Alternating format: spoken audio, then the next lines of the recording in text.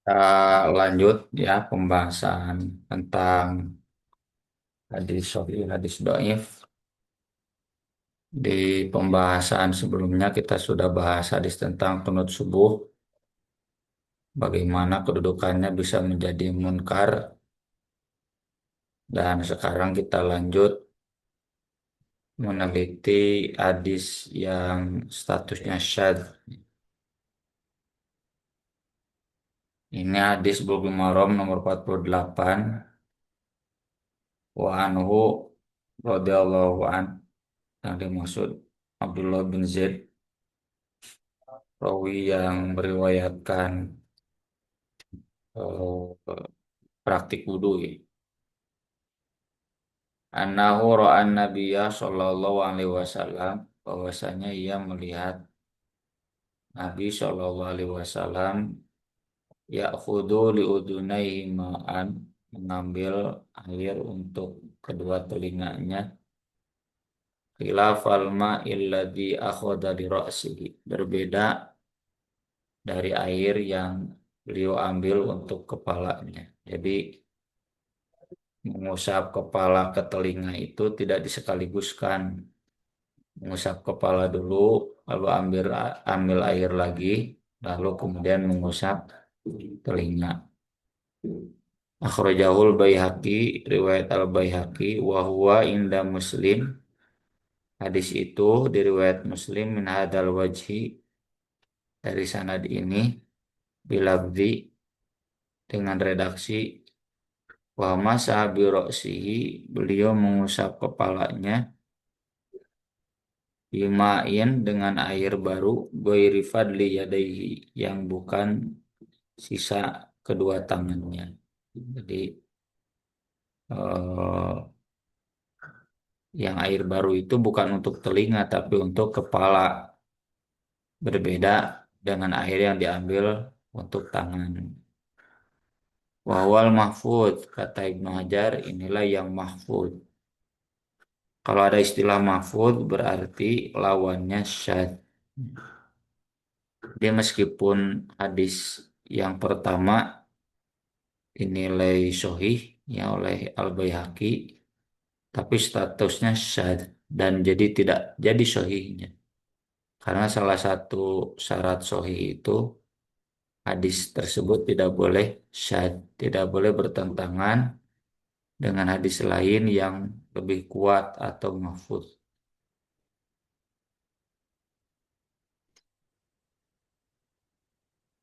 Kalau kita telusuri ya, dua hadis di atas statusnya sahih, tetapi matanya berbeda. Ayat hadis sanadnya masarwa, dari mulai Abdullah bin Zaid kepada Wasi, lalu kepada Habban, kepada Amr bin Al-Haris, ya, kepada Abdullah bin Wahab. Nah, dari Abdullah bin Wahab itu turunnya ke empat orang. Satu Harun bin Ma'ruf, dua Harun bin Sa'id, tiga Abu Thohir, yang keempat Al-Haytham. Nah, tiga yang pertama, Harun dan Abu Thohir meriwayatkan bahwa yang dipisah itu air untuk kepala dengan air untuk tangan. Kalau air untuk telinga tidak dipisah. Tapi kalau Al-Haytham bin Khorijah meriwayatkan air untuk telinga dipisah dari air untuk kepala. Ini kan ibaratnya ada empat orang santri menerima sama dari seorang guru. Kata yang tiga, ulangan itu hari Rabu, lisan. Tapi kata Al-Haytham, ulangan itu hari Rabu, tulisan. Jadi beda tu, cek nu tiluan melisan, cek anu hiji mah tulisan. Melihat kualitas, melihat jumlah tentu lebih kuat yang tiga, yang satu lemah. Ya meski yang satu tidak berbohong, ya meski yang satu jujur. Kemudian melihat kualitas, santri yang tiga itu orang-orang pinter, tara saliwang, Arin hiji mah memang terkenal sok saliwang si eta mah gitu. Nah, maka meskipun dia tidak berdusta, sebut saja hadisnya sahih karena rawinya juga bukan rawi berdusta, rawi jujur, maka status riwayat Rabu ulangan tulisan itu syad, ya. Jadi tidak jadi sahih, bertentangan dengan riwayat yang mahfud. Itu gambarannya seperti itu ya hadis ini kan.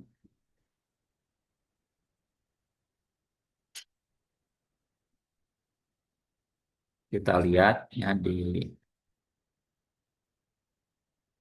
Al-Baihaqi itu nama kitabnya As-Sunanul Kubro. As-Sunanul Kubro itu ada dua, ada Al-Baihaqi, ada An-Nasai. Jadi kalau disamilah ada As-Sunanul Kubro lil Baihaqi, ada juga As-Sunanul Kubro lin Nasai.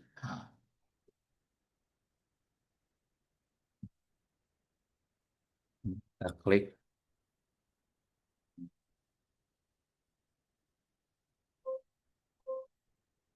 ya, Baihaqi.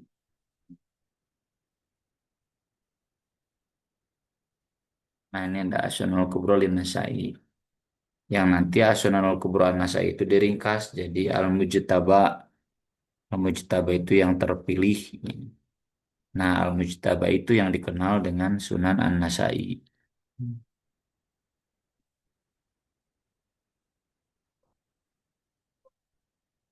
Nasai. Wafatnya 303 Masehi. Kalau Al-Baihaqi 458. Jadi beda hampir satu abad setengah ya. Beda generasi.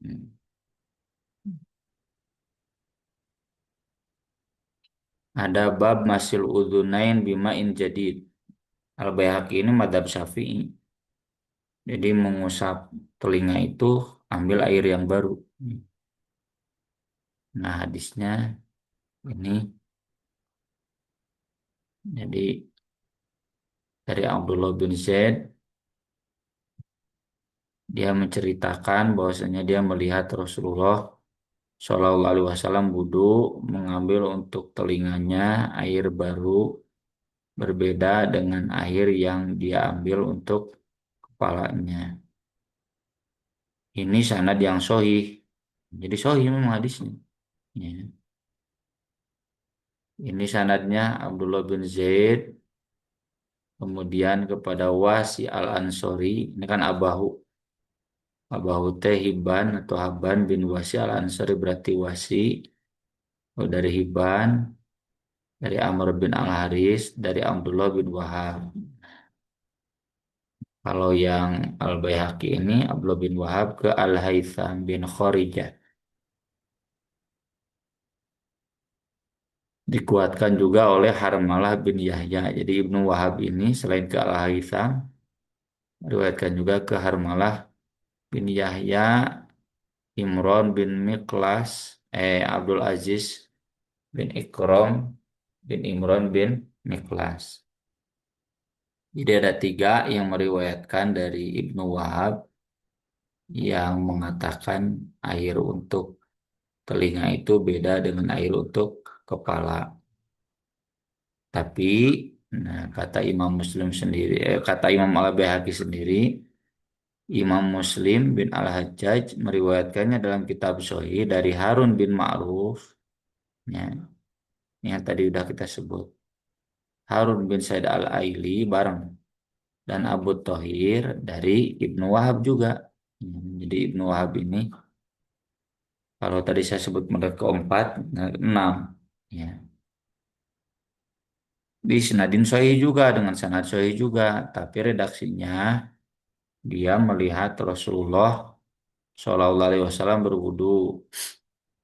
Nah, mengusap kepalanya dengan air baru, bukan air sisa untuk atau dari tangannya. Dan tidak menyebutkan udunain. Ya. Kami menerima riwayat itu dari Abu Ali Ar-Rubadi, Abu Bakar bin Dasa, dari Abu Dawud, dari Ahmad bin Amr bin Sarh, yakni Abu Thohir, dari Ibnu Wahab. Ya. Jadi sanad yang Imam Muslim ini sampai juga ke Al-Baihaqi. Cuma kalau Imam Muslim dari Abu Thohir langsung ke Imam Muslim, nah yang ke Al-Baihaqi mah tidak lewat Imam Muslim.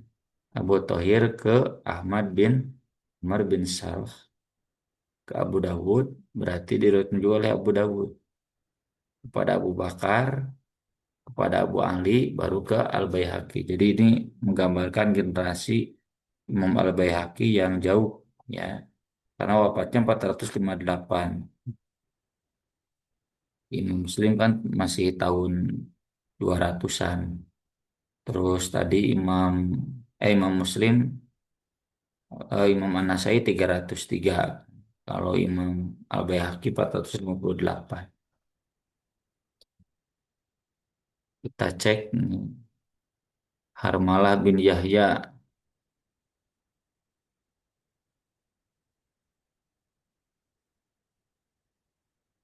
nih. Sodu, ya. Kalau Sodu kan ranking keempat di bawah Sikoh. Terus ini Abdul Aziz bin Imron bin Miklas. Alah, oh, penting kan. Abdul Aziz bin Imron.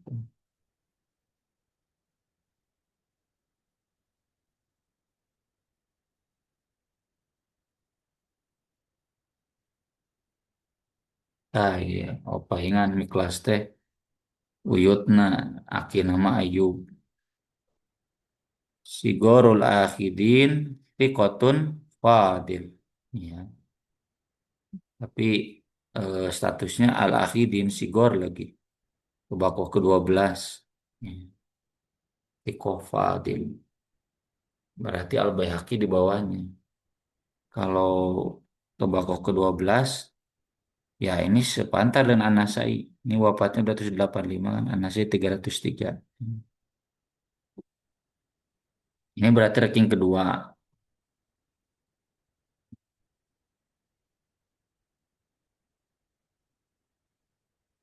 Lalu Al-Haytham bin Khorijah,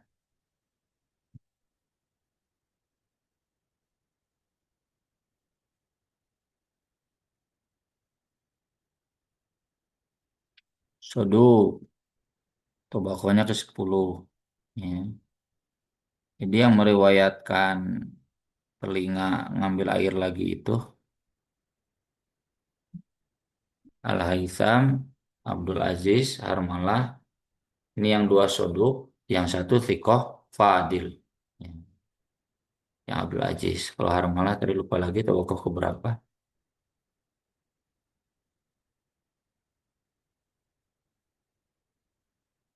Tembakau ke-11. Sekitar itulah. Nah, ini yang riwayat Muslim ini kata Ahsan tidak ada dalam Sahih Muslimnya. Setelah saya telusuri, ya tentu Ahsan yang salah. Ya, nya dimaklum lah ada baheula lama can usum atau ya, maktabah samilah komputer lagi can aya. Nah, ini riwayat Muslim persis sama dengan yang disebutkan oleh Al-Baihaqi. Bima'in gwiri fadli yadihi. Tadi olah langsung atau ini sama ya. Ya Abdullah bin Zaid bin Asim, Abahu itu Wasi, dan Habban, Amr bin Al-Haris, Ibnu Wahab. Nah, ini yang istilahnya itu apa ya? Madarus sanad. Madarus sanadnya, titik temu sanadnya dari Ibnu Wahab. Kalau di Sahih Muslim, ketiga orang. Ini, kita buka Sahih Muslimnya. Bima'in gwiri fadli.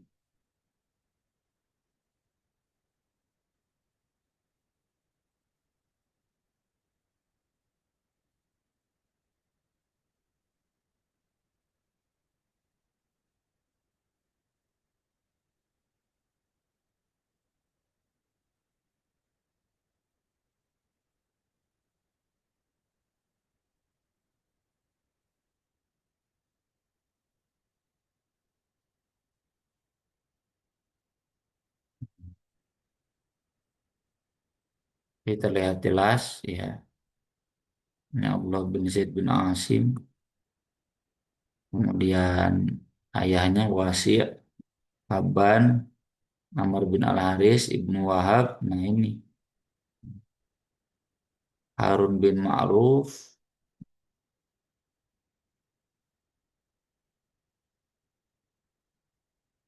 Tikoh, Bukhari Muslim. Tembakau ke-10.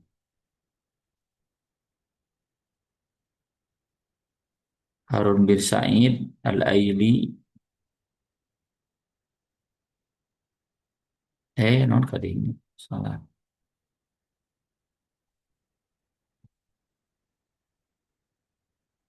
Ini ya. Tikoh Fadil. Hmm. Ini derajatnya lebih luhur. Lalu Abu Thahir. Ini nama aslinya siapa nih Abu Thahir?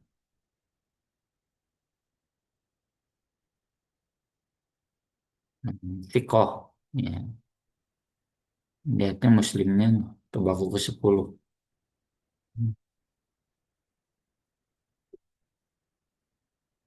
Jadi kalau dibandingkan 3 lawan 3 ya, bukan 3 lawan 1.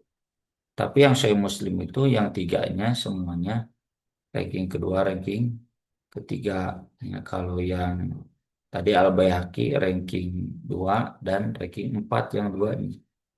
Jadi secara status itu lebih kuat yang Imam Muslim, lebih sahih. Nah, yang begini namanya mahfuz. Tapi kalau kita lihat kenapa Al-Baihaqi membolehkan eh, mengusap telinga dengan air yang baru, ya, sesuai judulnya. Karena ada sanad lain dari Imam Malik bin Anas, dari Nafi, dari Abdullah bin Umar. Wah ini mah sanad emas pasti sahih. Bahkan kata Imam Syafi'i, kalau hadis Imam Malik Muwatta Malik itu semua mungkin anu doi kabeh sahih. Ini amal Abdullah bin Umar. Yu'idu usbu'aihi fil ma'i, kembali memasukkan jarinya ke air, fayamsahu bihima udunai, lalu mengusap dengan kedua jarinya itu telinganya. Jadi artinya untuk mengusap telinganya itu ngambil air baru lagi. Iya. Tapi itu amal sahabat. Tapi kan Ibnu Umar itu taasi. Ya. Taasi itu fotokopian Rasulullah. Nggak mungkin Ibnu Umar mengambil baru air kalau tidak ada arahan dari Rasulullah. Abdullah bin Umar karena idza tawaddoa ya'khudul ma'a bi usbu'aihi li udunaihi. Apabila beliau berwudu, mengambil air dengan kedua jarinya untuk telinganya. Hmm. Adapun yang diriwayatkan dari Nabi, telinga itu bagian dari kepala, jadi tidak usah mengambil air lagi karena bagian dari kepala langsung ke telinga. Itu kata Al-Baihaqi diriwayatkan dengan sanad-sanad yang dhaif dan kami sudah menyebutkannya dalam kitab Al-Khilaf. Hmm. Nah, sanad yang paling masyhur ini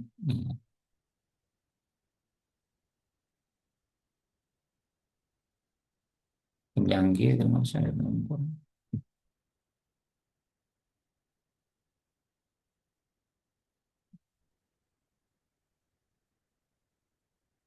Ini sanadnya dari Abu Umamah. Rasul wudhu mencuci wajah 3 kali, tangan 3 kali, mengusap kepalanya dan berkata telinga itu dari kepala. Jadi nggak usah ngambil air baru lagi. Wakana yang sahul makain berkata makain. Nah ini sanadnya diuraikan oleh Al-Baihaqi. Ya. Wal hadits fi raf'ihi syakkun. Hadis ini dalam hal status marpunya diragukan. Ya Bu Umamah menjelaskan wudhu Rasulullah apabila berwudhu mengusap maqaihi bil ma'i mak telinga meren.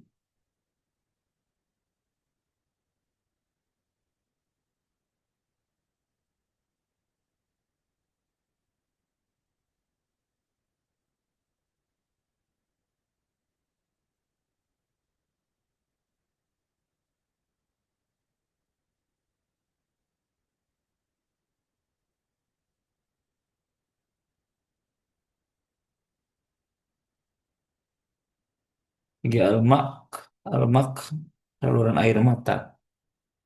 Ya.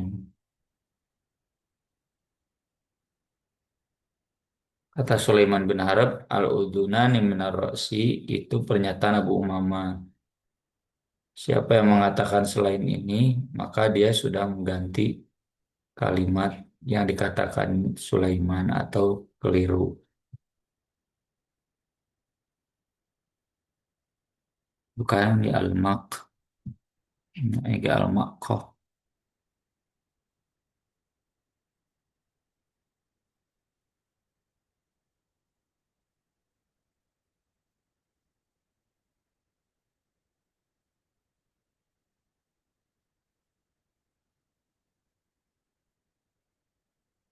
Ini sama dari Ibnu Abbas. Rasulullah Shallallahu Alaihi Wasallam berwudu, kemudian beliau mengambil sedikit air, diusapkan ke kepalanya dengan dua jari tengahnya dari jari-jarinya ke dalam telinganya dan dua ibu jarinya ke belakang telinganya. Jadi nggak ngambil baru lagi. Kata ulama mazhab kami, seakan-akan dia memisah dari setiap tangan untuk dua jarinya. Apabila selesai dari mengusap kepala, beliau mengusap dengannya kedua telinganya.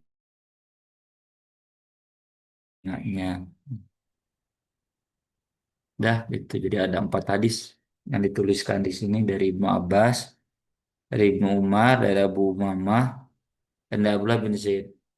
Nah, yang menceritakan Nabi mengusap telinga dengan air baru dari air yang ada di kepala, maka itu riwayat Ibnu Umar saja.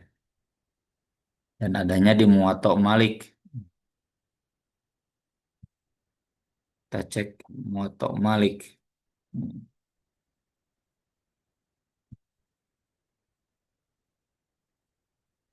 Muwatta Malik.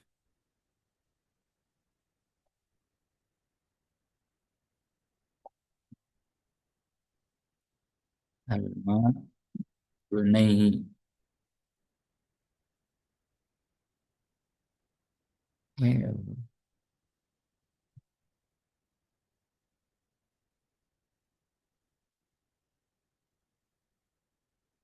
Fadli.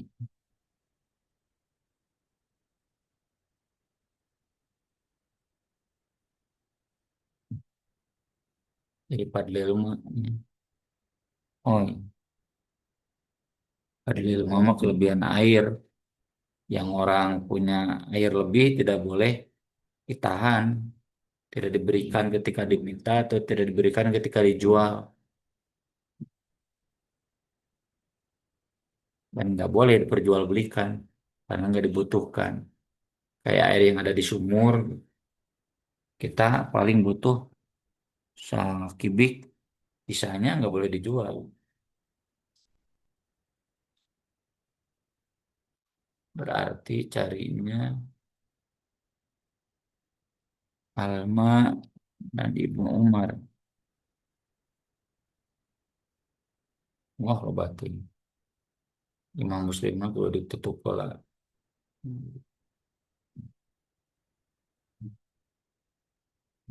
Nah, ini yang tadi ya, Imam Malik dari Nafi dari Abdullah bin Umar mengambil air dengan dua telinganya, dengan dua jarinya untuk dua telinganya. Jadi ada sahih mauquf. Jadi yang sahih marfu itu syadz. Syadz berarti jadi doi. Ya, karena bertentangan dengan yang mahfuz. Tapi kalau yang mauquf sahih. Ya. Dan sahih mauquf kan secara hukum marfu. Ya. Jadi kesimpulannya jawazul amrain. Jadi mengusap telinga itu boleh ambil air baru lagi, boleh juga tidak, melainkan langsung sesuai yang disebutkan di dalam hadis Abdullah bin Zaid atau hadis Ibnu Abbas dan hadis Abu Umamah. Meskipun yang hadis Abu Umamah juga statusnya doif. Tah itu yang menelusuri hadis teh untuk menentukan apakah ini hadis sahih itu syad atau mahfud, maka ditelusuri semua riwayatnya.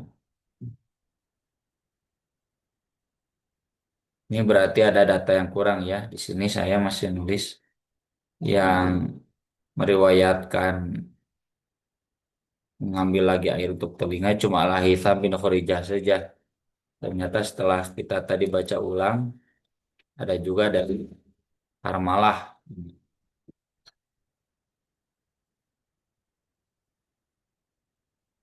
Nah ini Harmalah bin Yahya dan Abdul Aziz bin Imran bin Ayyub bin Miklas. Jadi modelnya begini, kenapa Imam Al-Baihaqi menuliskan riwayat ini padahal syadz? Karena dikuatkan oleh asar dari Ibnu Umar yang tadi. Jadi di Madzhab Syafi'i itu begitu. Hadis-hadis doib selama ada jalan untuk menguatkannya, maka statusnya jadi sahih, yang jadi bisa diamalkan meskipun statusnya syahid. Hanya sebagai contoh syahid itu begitu. Ya. Contoh lainnya saya belum menemukan atau belum ingat lagi karena udah lama nggak praktik hadis. Sementara segitu, barangkali ada yang mau ditanyakan, saya persilahkan.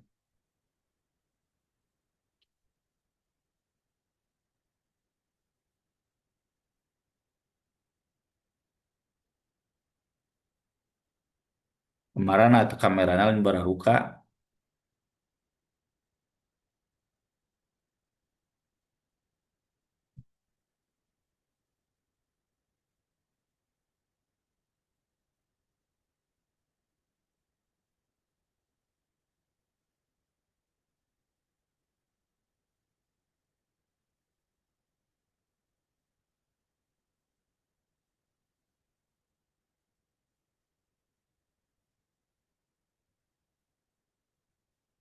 Ustaz, Ustaz, tidak ada.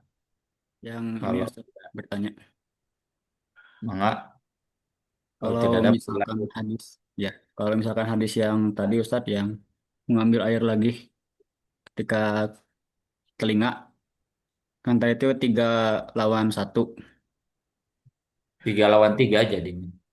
3 lawan 3. Ya. Cuma yang tiga yang ngambil air baru lagi status rawinya tidak sekuat yang tiga tidak ngambil air lagi. Hmm. Ya kalau kalau dari empat murid ini misalkan dari yang tadi yang empat murid kan Ustaz, yang tiga kan tidak mengambil, yang satu mengambil. Kalau misalkan tadi yang satu kan karena memang terkenal apa keliru gitu. Kalau Ente, ente, sama contoh unggul nanti anak. Ya mah rawina teh keliru sodu, jujur. Cuma tidak sampai sikoh. hmm, yang bisa sampai wa- Jawa Zain itu gimana saat itu teh? Ya karena dikuatkan oleh asar dari Ibnu Umar yang sahih mauquf.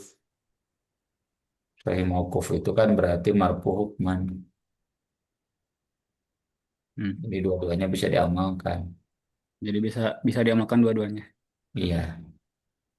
Syukur, Ustaz. Berikutnya syarat hadis sahih itu yang kelima, tidak boleh ada maklul atau mu'allal atau ilat. Ilat itu cacat pada hadis yang terlihat sahih. Jadi ilat mah hadis ma'lul hadis mu'allal mah mal mungkin ditujukan karena hadis doib. Ayat hadis doib mah berarti hadis jelas-jelas doib. Hmm. Hari hadis mu'allal mah hadis yang memang kelihatannya sahih. Cuma ternyata ada cacatnya. Hmm.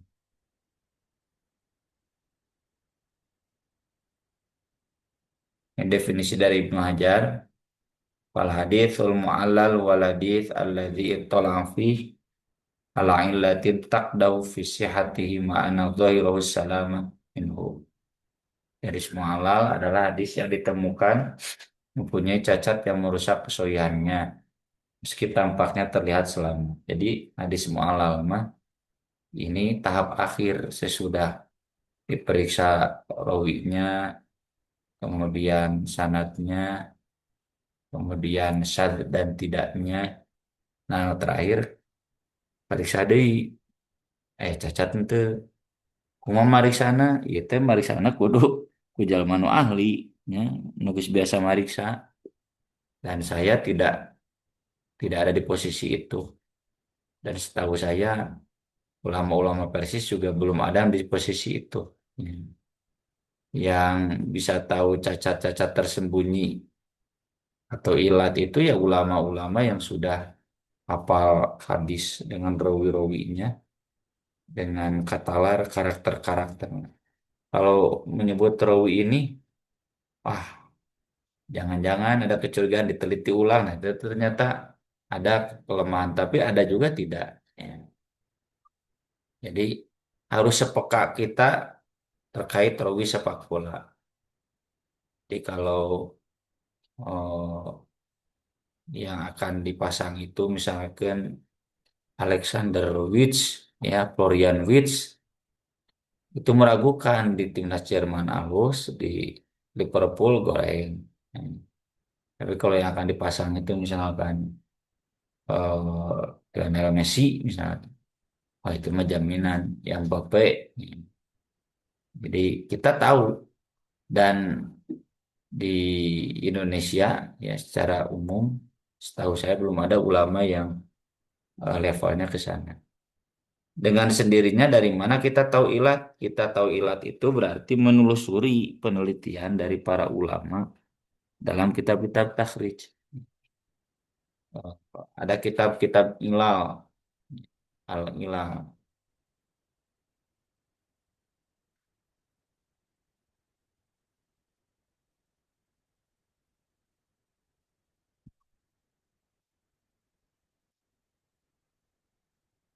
Nah ini al-ilal was su'alat. Nih di sini kitab-kitab yang meneliti atau mengkritisi itu banyak. Hadis-hadis yang tampaknya sahih padahal doi gitu. Ya baru sih.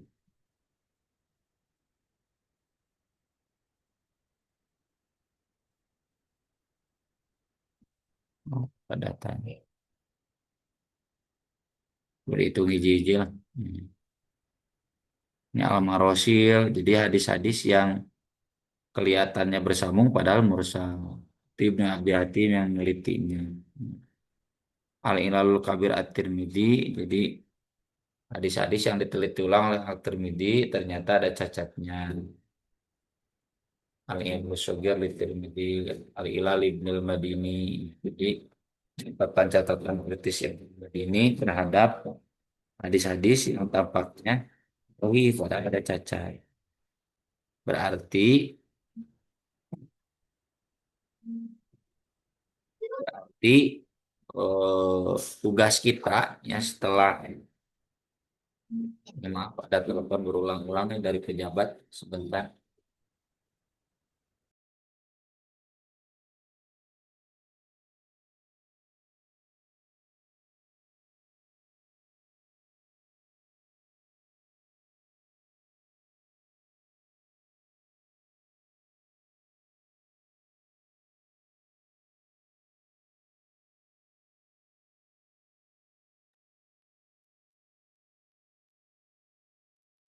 Saya pribadi ya kalau meneliti hadis dirujukan saja ke kitab-kitab takhrij Ibnu Hajar, Syalbani sama Syuaib Al-Arnaud. Ya. Ibnu Hajar kan ada di Muktabasamilah majmuahnya khusus.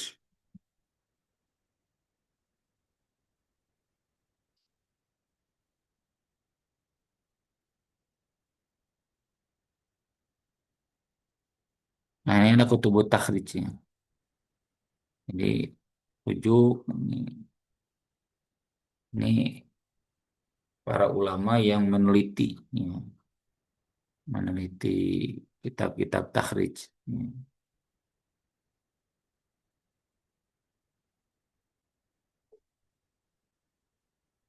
Nah ini mu'allafat al-ulama. Tuh kutub Al-Albani khusus ada.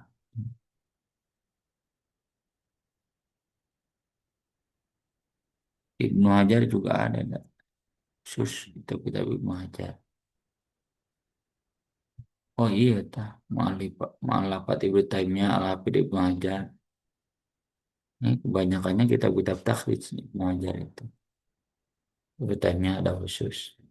Syalbani ada khusus. Dirujukan ke sana atau langsung dicek ke al-ilalnya. Saya ambil contoh hadis mursal yang pernah kita bahas.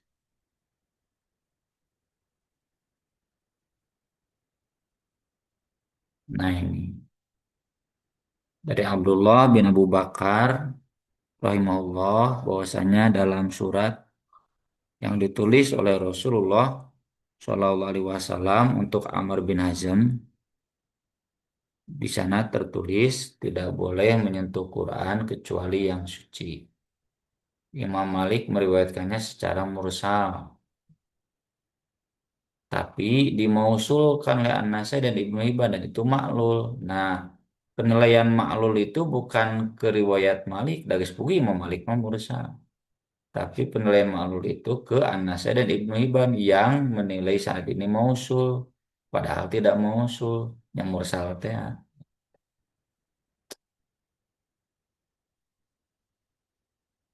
kita cek di Muwatta Malik.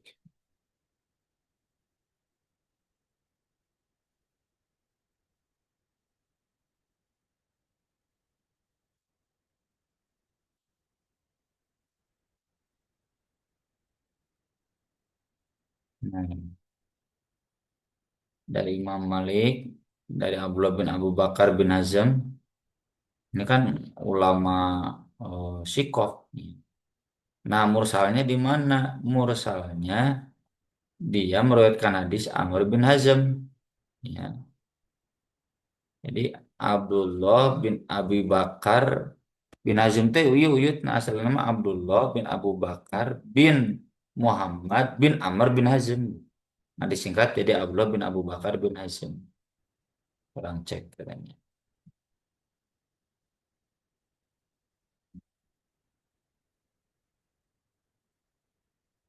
Malah ya itu udah ya hasilnya salah. Hasilnya kudu di dia utang tiknya. Nah, tuh kalau udah apal ya trik-trik mata bahasa Mila. Abdullah bin Abu Bakar bin Muhammad bin Amr bin Hasim. Tobako kalima si guru tabiin ngariwayatkeun hadis nu ditepikeun ka Amr bin Hazm bari dia belum lahir ketika Amr bin Hazm wafat. Cek weh. Dia kan wafat lahirnya kena 65 Hijriah. Amr bin Hazm sugan aya datanya.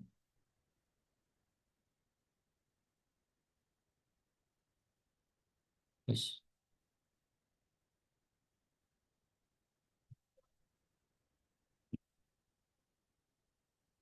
Hmm.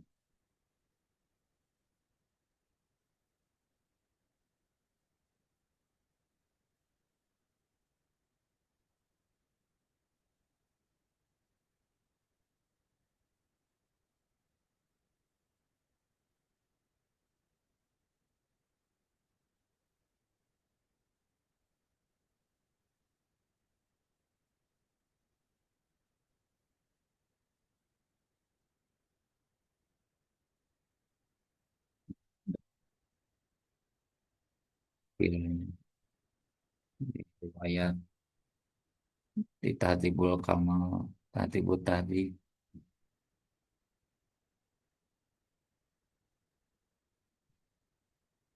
dan juga anaknya. Tuh anak Nawe wafat tahun 60 Hijriah. Muhammad bin Amr tadi kan Abdullah bin Abu Bakar lahirnya 65. Jadi pas itu sajaman gitu lah. Ngajan tobakona tabiin jeung sahabat. Tapi Amr anak Nawe Muhammad bin Amr bin Hazm wafatnya tahun 63. Hari tadi Abdullah bin Abu Bakar lahirnya aja 65. Jadi pasti mursal atau nyatepanggih lah menpati. Nah, masalahnya kan kenapa dinilai mursal karena dia menemukan surat Rasulullah tapi teu panggih jeung akina jeung Amr bin Hasyim. Nah, itu mursal nanti di dinya. Yang muwatta Malik.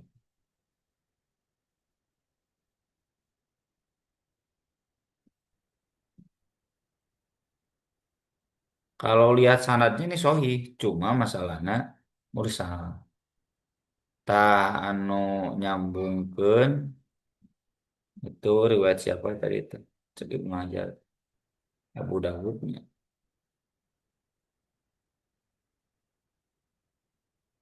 Nasai jeung Ibnu Hibban.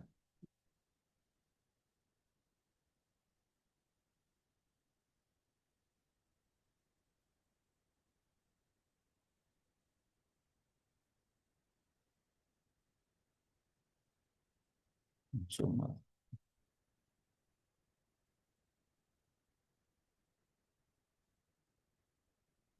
Nasai, An-Nasai, Ibnu Hibban.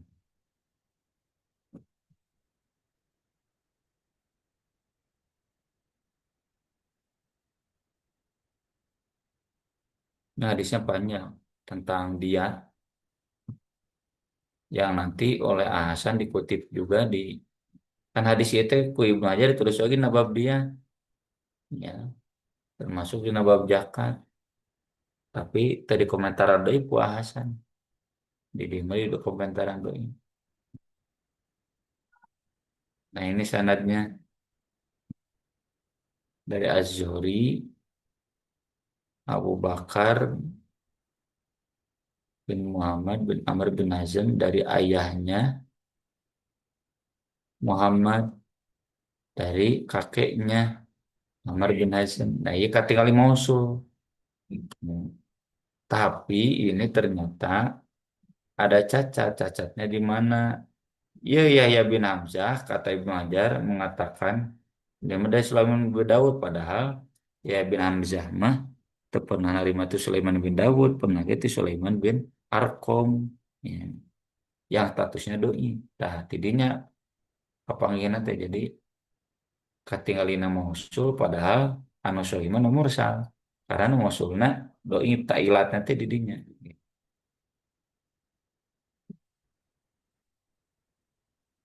Lalu kemudian apakah di sini mursalnya kemudian mursal yang tidak bisa diterima alias mardud atau makbul?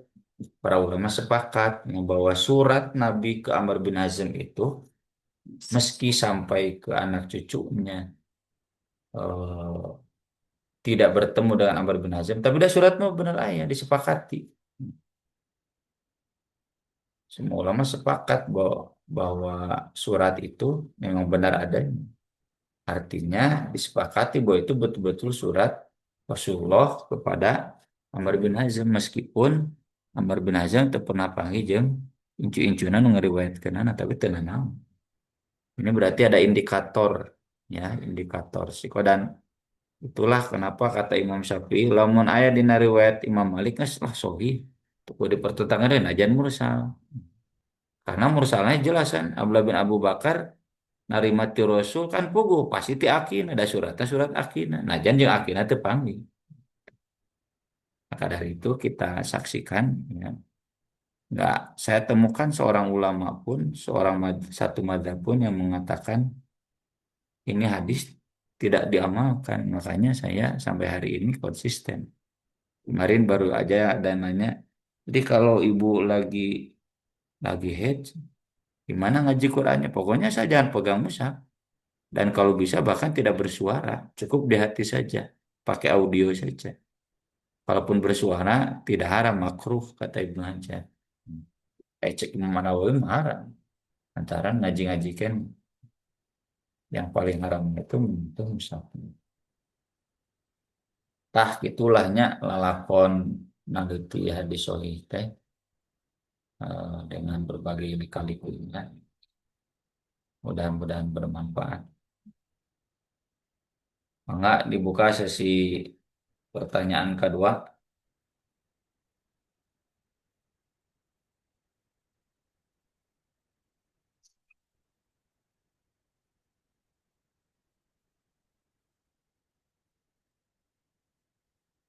Kalau tidak ada, oh ini ada.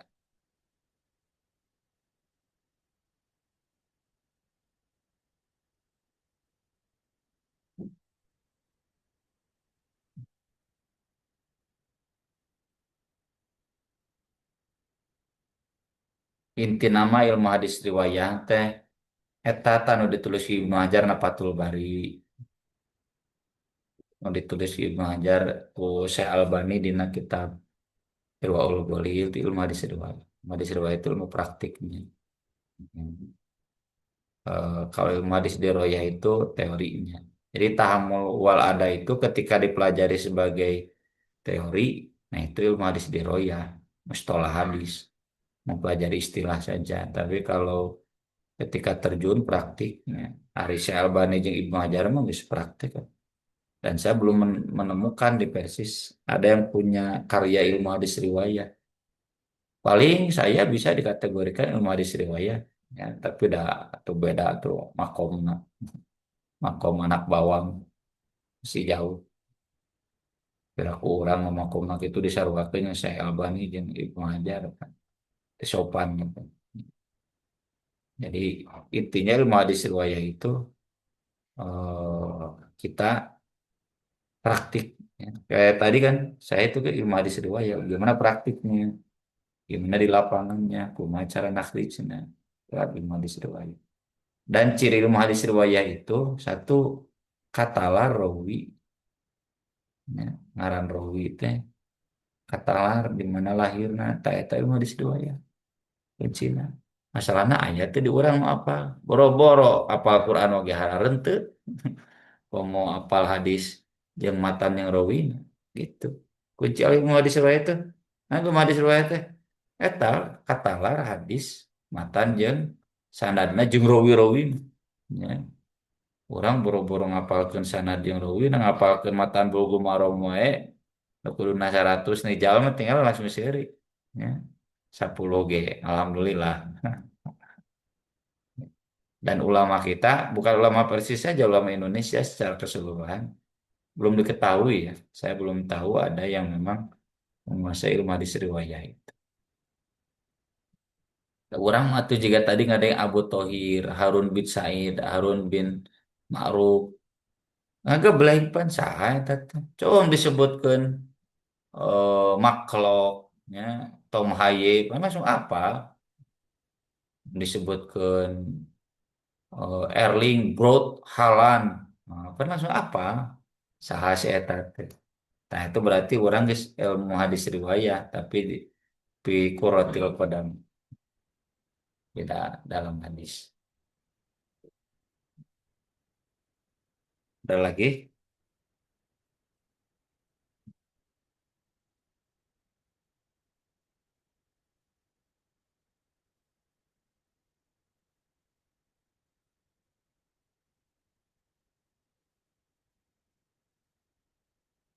Kalau tidak ada cukup sekian ya persiapan sholat maghrib. Subhanallah bihamdih, subhanallahil azim, wassalatu wassalamu ala rasulillah. Wassalamualaikum warahmatullahi wabarakatuh. Waalaikumsalam.